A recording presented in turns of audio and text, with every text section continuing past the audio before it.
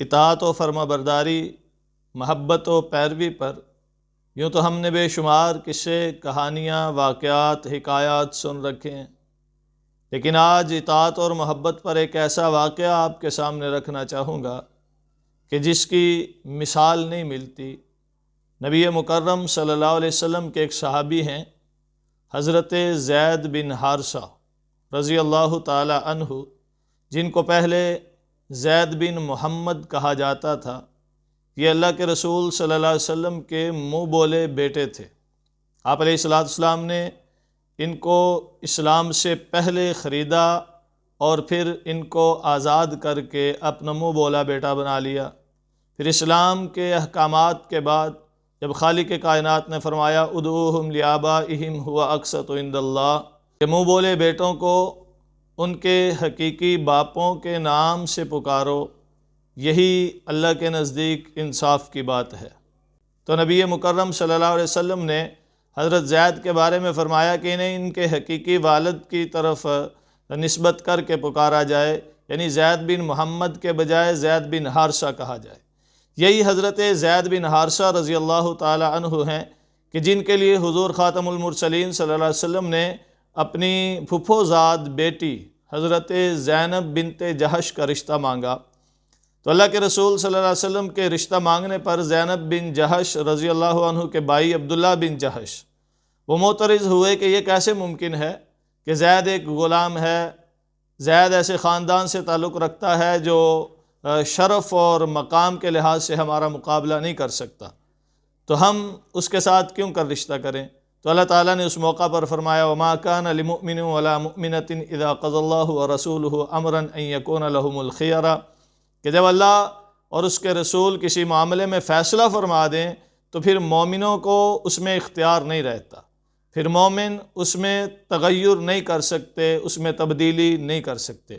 اور بعضوں نے اس آیت کے ضمن میں ایک واقعہ یہ بھی لکھا کہ حضور علیہ السلام کے ایک صحابی تھے حضرت جلیبیب رضی اللہ تعالی عنہ، یہ ایسے خاندان سے تعلق رکھتے تھے جو غیر معروف تھا، جو شرف اور عزت کے اعتبار سے کوئی بہت اونچا خاندان نہیں تھا۔ تو نبی مکرم صلی اللہ علیہ وسلم ایک مجلس میں بیٹھے ہوئے حضرت جلیبیب رضی اللہ تعالی عنہ سے فرماتے ہیں کہ جلیبیب کیا تم شادی کرو گے؟ عرض کہ اللہ کے رسول صلی اللہ علیہ وسلم مجھ سے کون شادی کرنا چاہے گا؟ میں ایک غریب ہوں، قلاش ہوں، مال و دولت بھی نہیں، شکل و صورت بھی نہیں، اور خاندان اور نسب بھی کوئی بڑا نہیں۔ آپ علیہ السلام نے پھر پوچھا جلیبیب کیا تم شادی کرو گے؟ پھر یہی جواب انہوں نے عرض کیا اللہ کے رسول مجھ سے کون شادی کرے گا؟ تیسری مرتبہ پھر اللہ کے رسول صلی اللہ علیہ وسلم نے پوچھا جلیبیب تم شادی کرو گے؟ پھر انہوں نے عرض کیا اللہ کے رسول مجھ سے کون شادی کرے گا؟ میرے پاس کیا ہے؟ نہ مال و دولت ہے، نہ شکل و صورت ہے، نہ نام و نسب ہے، کچھ بھی تو نہیں میرے پاس، میری تو کوئی اوقات اور وقت ہی نہیں ہے، کوئی قیمت ہی نہیں ہے۔ اللہ کے رسول صلی اللہ علیہ وسلم نے فرمایا جلیبیب تمہاری اللہ کے یہاں بڑی قیمت ہے، بڑی قدر ہے، تم یوں کرو کہ فلاں انصاری صحابی کے گھر جاؤ اور ان کو میرا سلام کہنا اور ان سے کہنا کہ اللہ کے رسول صلی اللہ علیہ وسلم نے بھیجا ہے، اپنی بیٹی کی شادی مجھ سے کروا دو۔ حضرت جلیبیب رضی اللہ تعالیٰ عنہ بخوشی حضور علیہ السلام کے پاس سے اٹھے اور اس انصاری صحابی کے گھر پہنچے، دروازے پہ دستک دی، اندر سے پوچھا گیا کون؟ عرض کیا کہ جلیبیب ہوں۔ کون جلیبیب؟ ہم نہیں جانتے۔ عرض کیا کہ رسول اللہ صلی اللہ علیہ وسلم کا قاصد ہوں۔ دروازہ کھولا، دیکھا سامنے ایک شکل و صورت کے اعتبار سے کمزور اور بے نام سا شخص کھڑا ہے جس کی بظاہر مالی حالت بھی بڑی کمزور نظر آ رہی ہے۔ پوچھا کیوں آئے ہو؟ بتایا کہ اللہ کے رسول صلی اللہ علیہ وسلم نے آپ کو سلام بھیجا ہے۔ بڑے خوش ہوئے اور جا کر اپنی اہلیہ کو بتانے لگے کہ رسول اللہ صلی اللہ علیہ وسلم نے ہمیں سلام بھیجا ہے، ہمارے لیے بڑے شرف کی بات ہے، بڑی عزت کی بات ہے۔ جلیبیب رضی اللہ تعالیٰ نے پھر آواز دی کہ اللہ کے رسول کا ایک پیغام بھی ہے۔ وہ پھر آئے، کیا پیغام ہے؟ بتایا کہ اللہ کے رسول صلی اللہ علیہ وسلم نے حکم فرمایا ہے کہ اپنی بیٹی کی شادی مجھ سے کر دو۔ یہ سن کر وہ انصاری صحابی سکتے میں آ گئے کہ یہ کیسے ہو سکتا ہے، جا کر اپنی بیوی سے کہنے لگے کہ باہر ایک آدمی آیا ہے جسے رسول اللہ صلی اللہ علیہ وسلم نے بھیجا ہے اور وہ کہتا ہے کہ اللہ کے رسول نے فرمایا کہ اپنی بیٹی کی شادی مجھ سے کر دو۔ نہ تو وہ کوئی شکل و صورت کے اعتبار سے ایسا ہے کہ جس سے شادی کی جا سکے، نہ مال و دولت ہے اس کے پاس، اور نہ ہی اس کا کوئی نام و نسب اور خاندان بڑا ہے۔ تو اس کی بیوی بھی کہنے لگی یہ بات تو ٹھیک ہے کہ ہمارے پاس تو پہلے بھی اس سے بڑے بڑے رشتے آئے اور ہم نے ریجیکٹ کر دیے، رد کر دیے، اس لیے کہ وہ ہمارے مقابلے کے نہیں تھے، تو ہم تو ایسے نہیں کر سکتے۔ اتنے میں ان کی بیٹی جو پس پردہ یہ باتیں سن رہی تھی، وہ اپنے والدین سے کہنے لگی، کیا آپ اللہ اور اس کے رسول صلی اللہ علیہ وسلم کے فیصلے کو رد کرنے کا حوصلہ رکھتے ہیں؟ جب رسول اللہ صلی اللہ علیہ وسلم نے اسے بھیجا ہے، جب اللہ کے نبی نے اسے بھیجا ہے، تو پھر اسے رد نہیں کیا جا سکتا۔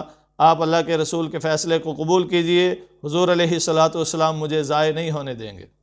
ان کے والدین کو یہ بات معقول لگی۔ اس کے والد حضرت جلیبیب رضی اللہ تعالیٰ عنہ کے ساتھ حضور کے پاس حاضر ہوئے، عرض کہ اللہ کے رسول ہمیں یہ رشتہ منظور ہے، مجھے بھی اور میری اہلیہ کو بھی، حتیٰ کہ میری بیٹی کو بھی قبول ہے۔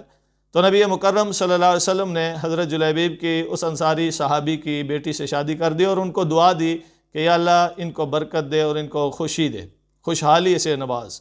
تو اللہ کے رسول صلی اللہ علیہ وسلم کی دعا کا اثر تھا کہ مدینہ میں حضرت جلیبیب رضی اللہ تعالیٰ عنہ کا گھر سب سے خرچیلا گھر مشہور تھا، کہ سب سے زیادہ خرچ کرنے والے ہیں۔ اللہ تعالیٰ نے بڑی فراوانی دی، مال و دولت سے نوازا، اور لوگ ان پر رشک کیا کرتے تھے کہ کتنے خوشحال ہیں یہ لوگ۔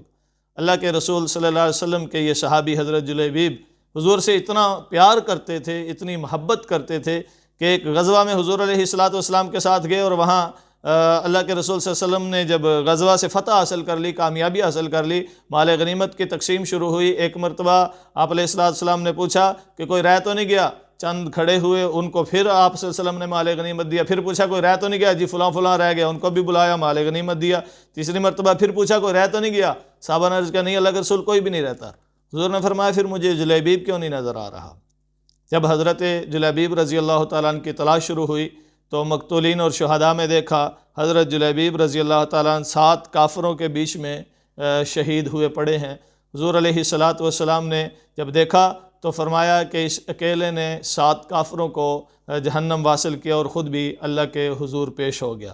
ھذا منی و انا منہ، حضرت جلیبیب کے لیے حضور علیہ السلام نے فرمایا کہ یہ مجھ سے ہے اور میں اس سے ہوں۔ یہ کتنا بڑا شرف ہے، کتنے مقام اور عزت کی بات ہے کہ رسول اللہ صلی اللہ علیہ وسلم اسے اپنے طرف منسوب کرتے ہیں اور خود کو اس کی طرف منسوب کر کے اس کے ساتھ اپنا تعلق اور رشتہ بیان فرما رہے ہیں۔ تو اللہ کے نبی صلی اللہ علیہ وسلم نے جب حضرت جلیبیب کو وہاں بھیجا رشتے کے لیے انصاری صحابی کے گھر، تو انہوں نے جو تردد کا اور جو ناگواری کا اظہار کیا، اس پر اللہ تعالیٰ نے یہ آیت نازل فرمائی وَمَا كَانَ لِمُؤْمِنٍ وَلَا مُؤْمِنَةٍ إِذَا قَضَى اللَّهُ وَرَسُولُهُ أَمْرًا أَن يَكُونَ لَهُمُ الْخِيَرَةُ، کہ جب اللہ اور اس کے رسول کو فیصلہ فرما دیں تو کسی کو رد کرنے کی، کسی کو اس کو چیلنج کرنے کی اجازت نہیں ہے۔ تو انہوں نے بہر کیف بعد میں اسے قبول بھی فرما لیا تھا۔ تو یہ اللہ کے رسول صلی اللہ علیہ وسلم کے ساتھ ان کی محبت اور اطاعت کا جو جذبہ تھا وہ دیکھا جا سکتا ہے، اور اللہ کے رسول صلی اللہ علیہ وسلم کے فرمان کی قدر اور اس کی اہمیت ان کے ہاں کیا تھی اس سے واضح بھی ہوتا ہے۔ یہی وجہ تھی کہ حضرت عمر رضی اللہ تعالیٰ عنہ کے پاس ایک دفعہ ایک یہودی اور ایک منافق آئے فیصلہ کروانے کے لیے کسی جھگڑے میں، کسی معاملے میں۔ حضرت عمر رضی اللہ تعالیٰ عنہ نے جب ان کی بات سنی، فیصلہ فرمانے لگے، تو یہودی بولا کہ عمر اس سے پہلے ہم تمہارے نبی کے پاس بھی گئے تھے فیصلہ کروانے کے لیے اور انہوں نے میرے حق میں فیصلہ کیا تھا۔ جب یہ بات یہودی نے حضرت عمر رضی اللہ تعالیٰ عنہ کو بتائی تو حضرت عمر فاروق رضی اللہ تعالیٰ عنہ نے منافق سے اس کی تصدیق چاہی، تو وہ کہنے لگا جی ہم رسول اللہ کے پاس پہلے گئے تھے اور انہوں نے اس کے حق میں فیصلہ کیا تھا، لیکن میں چاہتا تھا کہ آپ فیصلہ کریں کیونکہ مجھے آپ پر بھروسہ ہے۔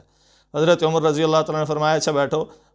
اندر گئے اور تلوار نکالی اور آ کر منافق کا سر قلم کر دیا اور فرمایا کہ جو اللہ کے رسول صلی اللہ علیہ وسلم کے فیصلے کو رد کرے، عمر کا اس کے لیے یہی فیصلہ ہے۔ اس منافق کے ورثاء حضور کے پاس بھی گئے تھے قصاص لینے کے لیے کہ عمر نے ہمارے آدمی کو قتل کیا ہے۔ تو حضور صلی اللہ علیہ وسلم نے حضرت عمر سے پوچھا تم نے اسے کیوں مارا؟ تو حضرت عمر رضی اللہ تعالیٰ عنہ نے فرمایا اللہ کے رسول صلی اللہ علیہ وسلم آپ کے فیصلے کے بعد جب کوئی اور کسی سے فیصلے کی خواہش رکھتا ہوگا تو اس کے لیے یہی فیصلہ کیا جائے گا کہ اس کا سر قلم کر دیا جائے۔ جو اللہ کے رسول کے فیصلے کو قبول نہیں کرتا اسے جینے کا کوئی حق نہیں ہے۔ تو اللہ تعالیٰ نے حضرت عمر رضی اللہ تعالیٰ عنہ کی تائید بھی فرمائی اور فرمایا وما كان للمؤمن ولا مؤمنة اذا قضى الله ورسوله امرا ان يكون لهم الخيارة من امرهم، جب اللہ اور اس کے رسول کسی معاملے میں فیصلہ فرما دیں تو مومن مردوں اور مومن عورتوں کو قطعاً اس میں اختیار نہیں رہتا کوئی گنجائش نہیں رہتی کہ وہ حضور کے فیصلے کو چیلنج کر سکیں، حضور کے فیصلے پر رٹ دائر کر سکیں، حضور کے فیصلے کو تبدیل کروانا چاہیں اور کسی اور کے پاس جائیں فیصلہ کروانے کے لیے، تو اس کی کسی صورت بھی گنجائش نہیں۔ بلکہ فرمایا آگے وَمَن يَعْصِ اللَّهَ وَرَسُولَهُ فَقَدْ ضَلَّ ضَلَالًا مُبِينًا، جو اللہ اور اس کے رسول کی نافرمانی کرے یعنی ان کے فیصلے کو رد کرے، یقیناً وہ بڑا گمراہ ہے، اور گمراہوں کے لیے یہی فیصلہ ہوا کرتا ہے۔ تو اللہ کے رسول صلی اللہ علیہ وسلم کے فیصلوں کی قدر کرنا، ان کے احکامات کی پیروی کرنا، اطاعت کرنا، یہ اصحاب نبی نے ہمیں سکھایا ہے۔ اللہ تعالیٰ کاملاً نبی مکرم صلی اللہ علیہ وسلم کی اتباع اور پیروی نصیب فرمائے۔